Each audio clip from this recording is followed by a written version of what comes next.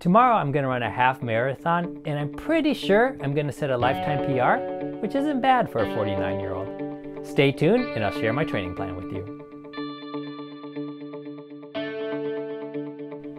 Well, hello, welcome to Running Otaku. I am the Running Otaku. A few days ago, I turned 49, and for most normal people, they would be pretty concerned about that because next year is the big 5-0. But as a Masters runner, I have a different perspective. The first thought that came to my mind was, yippee! Next year I'm going to be the youngest in the 50 to 54 age group. So tomorrow is the Beaverton Half Marathon, and like I said in the intro, I should be hitting my lifetime PR. Now that's a bit of a dubious honor because my lifetime PR isn't very strong. I actually hit it earlier this year in the first half of the Boston Marathon, in which I ran 1:28 and change for the half. You see, I've been running my whole life, but I haven't raced too many half marathons. I did one a long time ago when I wasn't in shape at all. And it was one of those, downhill half marathons. It was like 2,000 feet of net drop or around 600, 650 meters of net drop. So I don't really think that counts. And I only ran like a 1:31. But anyways, I think tomorrow I should be getting that PR. So the Beaverton Half Marathon is on a circuit, so the start and finish are at the same elevation. And from what I understand, there aren't too many hills, but there are a lot of turns. And tomorrow's supposed to be quite rainy and windy as well. So originally I was thinking to set my goal at 1 hour 23 minutes, but I'm going to adjust that upwards a little bit to 1 hour 24. Okay, so just before I jump into my half marathon training plan, I want to bring you guys up to speed as to where I've been over the year in terms of training and racing. So if we go ahead and look at the screen here, let's see. So from December of last year, 2018, to April, middle of April, that was my Boston Marathon training block. And I ran, as you can see here, 3:18, which was actually a really, really poor performance for me. I believe I was in 2 hour 58 minute shape. Something just went wrong in the last 6-7 miles. I'm not quite sure what. But anyways, if I did run that 2 hours and 58 minutes, which I think I could have, that would have been a 77% age grade for me, which is pretty good.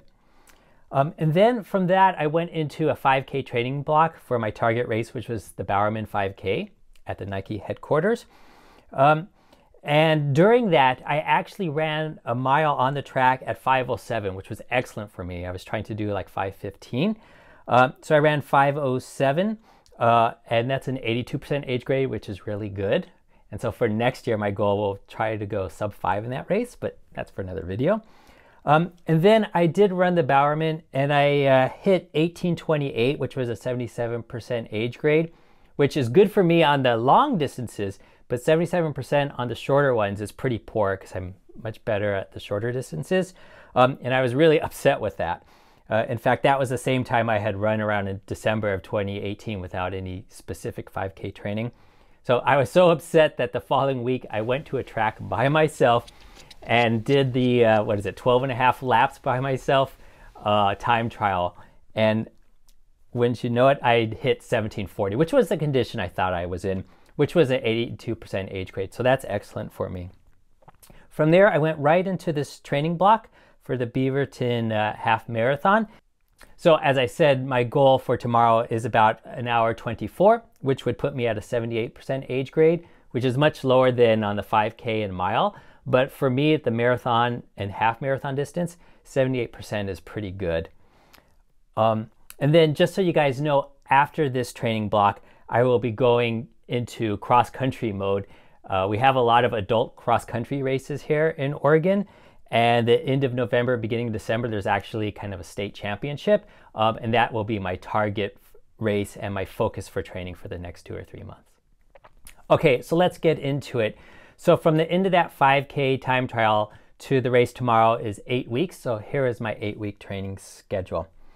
So you'll see that it says week, that means weeks remaining to the race, and then Tuesday, Friday, Sunday, and that's because I do my speed workouts on Tuesdays and Fridays and my long runs on Sundays. So you can see the first week, I didn't actually start the training cycle really until Friday that week, where I ran 3 by 1.5 miles or 2.4K at my 10K pace, which as you can see here was about 6:05 a mile or 3:47 a kilometer. Now I wrote this in red because I actually felt pretty bad during the workout. I hit everything, but I didn't feel very good. So that's why it's at red. And because it was, I was feeling bad and there was some kind of pain in my foot, I took that Sunday off. So that's why you can see it says rest. And for the week, I did 43 miles or 69 kilometers. And the RSS, which is a stress score that is based on a stride foot pod and power meter, it takes into account not only the distance that I ran, but the intensity that I ran each and every mile, was a 370. So the following week, you can see here it's written in yellow. That meant I felt okay during these workouts. On Tuesday, I ran 8 miles or 13K easy, and then we went right into an 8 mile or 13K marathon pace tempo, which for me is about 6:45 or 4:12 a kilometer, and hit it. I felt pretty good about it, but I was a little bit tired, so that's why it was yellow. And then later that week on Friday, I did 8 by 1K on the track at my 10K pace, which you can see here. And I hit it again. I was feeling a little bit better, but not great. And then that Sunday, I did 17 miles or 27K easy, and you can see the pace here. So for the week, I was 65 miles or 105 kilometers, and that RSS jumped way up to 639 because of the increase in mileage and intensity. Okay, so the following week or the week after that, this is kind of an odd workout because I did it with my running club on the track at night, and it was 4 by 200 meters, 200 meters, 400 meters. And I ran the 200 meters at 36 seconds, and then the 400 meters at 77. I completed the workout just fine, but I still didn't feel great, so hence the yellow. And then that Friday, I did 6 by 5 minutes at 10K pace, which you can see here. Felt great, so I was hitting my stride by this time of the cycle. And then on Sunday, I did 17 miles again, but instead of going easy, I went at a moderate pace, which is like my marathon pace plus 30 seconds per mile or maybe 20 seconds per kilometer extra. And for the week, I hit 70 miles, which was great. And that RSS was 484, so that one jumped way up as well. Now the next week, I did 18 by 1 minute at my 5K effort. I say effort, not pace, because this workout was done on kind of around a golf course and wood chips, and it was hilly and on grass. So I threw the pace out the window, but I just went by effort, or if you've got a power meter, you can go by wattage, and whatever my 5K wattage is, which is around 295 watts, I just held at 295 watts here, and felt great on that workout.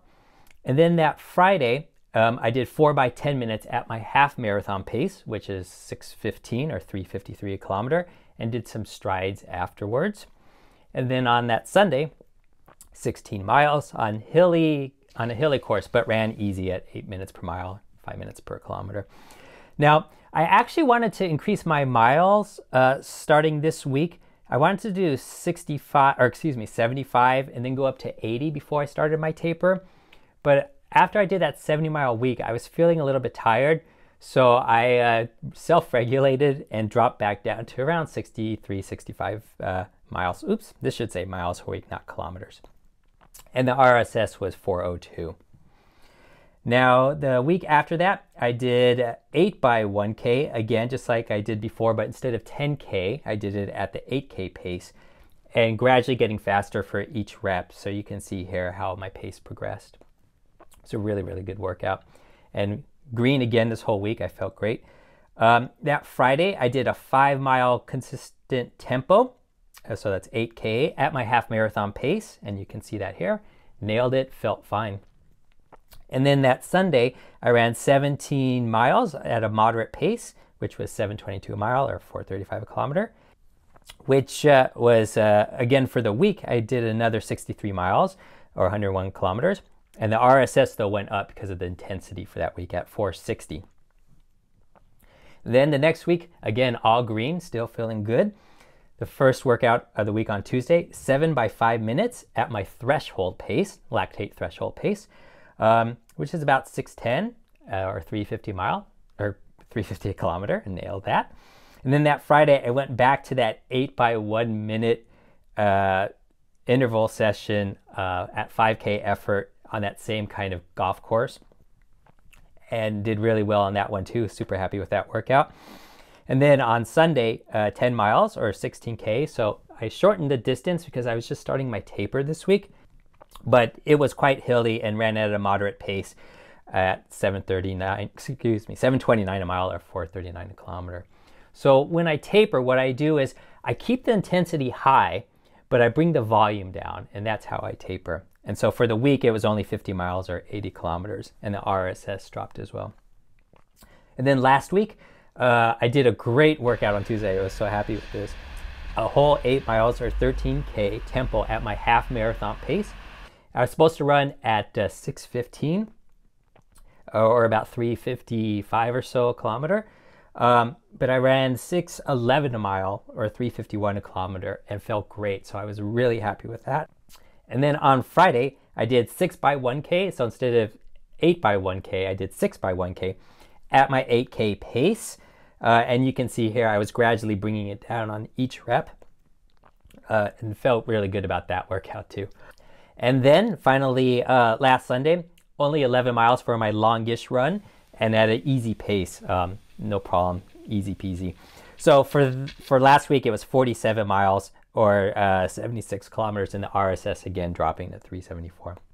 And then for this week, Tuesday was my last real workout. So I did a 5K tempo at my 8K pace. Came out to be 18:34 for that 5K, which is the same as I ran for that awful Bowerman 5K just several weeks ago. And it came out to 5:58 a mile or 3:43 kilometer. And it was controlled. I could have gotten much, much faster. Friday, I did not do a hard workout. And today is Saturday. Just did a light shakeout. And tomorrow is the race. So overall, if you look at this plan from a very high level, you can see when I first started, it was red. And then I was smart. I took 2 days off and it switched to yellow. And then it was green for the whole rest of the workout. So I'm only showing my workouts here. All the other days I ran, and I ran kind of just at an easy pace. So about 8 minutes a mile or 5 minutes a kilometer, and ran about 40 minutes to an hour each day. So that means that out of these 8 weeks, I only missed 2 days. So I'm really happy with how this training cycle went. It's pretty short, just 8 weeks, but I hit every workout, and the last 5 weeks or so, I felt really, really good. So I'm going in with a high degree of confidence. I think the only thing that can really throw me off is the weather tomorrow. Now, I don't mind the rain so much, although if it does rain heavy, I'm running in my Vaporfly Fly Knit 4%, and some people say that those fly knits can soak up a lot of water. So my feet might be a little bit heavy, but oh well. And then the wind, although it's a circuit course, so hopefully if the wind is more or less constant, it'll cancel itself out. But overall, except for the weather issue, I think I should be able to run 124. I actually think I'm in 123 condition, but it won't be ideal conditions, so we'll see how it goes. All right, that's it, short and sweet. So if you guys liked the video, please go ahead and click like. If you really liked it, then you can subscribe and hit the bell next to it. That way you'll be instantly notified every time I upload a new video.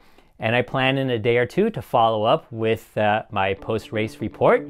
So until then, thank you so much for tuning in, and we'll see you all next time. Bye-bye.